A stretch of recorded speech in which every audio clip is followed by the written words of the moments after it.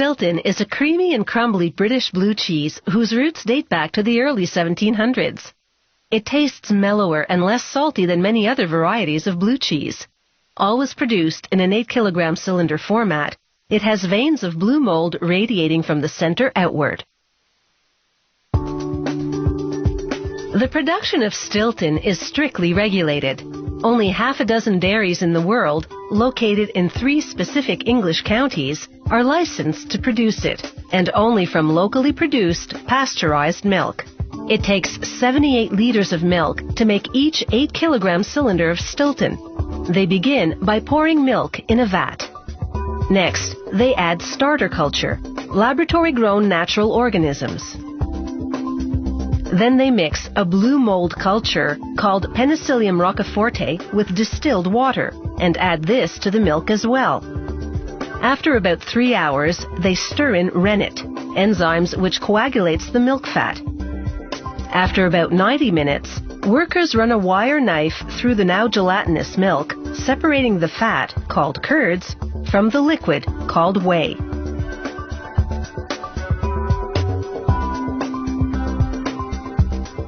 Then overnight, they drain the whey out the bottom of the vat.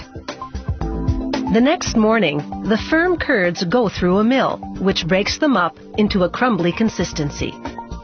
Workers weigh out portions of 11 kilograms, each of which will become an 8-kilogram cylinder of cheese.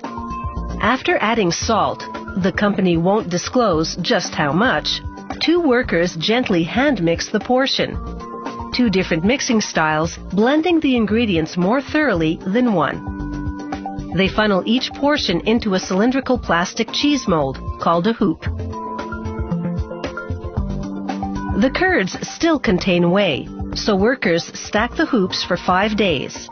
Typically, cheeses are pressed to drain the whey, not Stilton. Here, gravity does the job. The cheese drains under its own weight. Workers flip the hoop once daily to drain through both the top and bottom. After 5 days, they remove the hoop. The cheese, now drier, stands on its own, while with a knife, they perform a critical procedure called rubbing up. They rub the entire surface with a flat blade, sealing all the holes so that air can't penetrate and cause premature internal mold growth.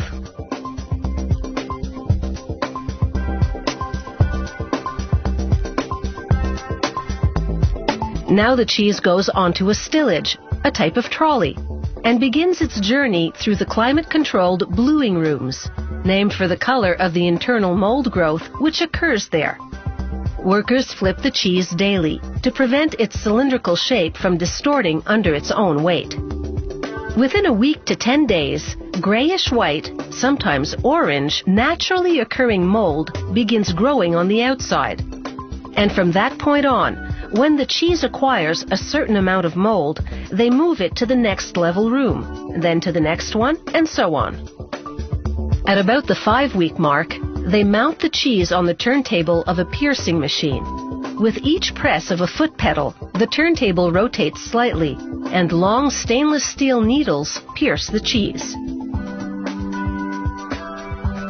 These tiny holes permit oxygen to enter and kickstart the Penicillium roqueforti blue mold culture, which the dairy put in the milk earlier on. Before long, blue mold gradually grows from the center of the cheese outward. To monitor the extent of blue mold growth, the dairy's cheese graders draw samples using a tool called a cheese iron.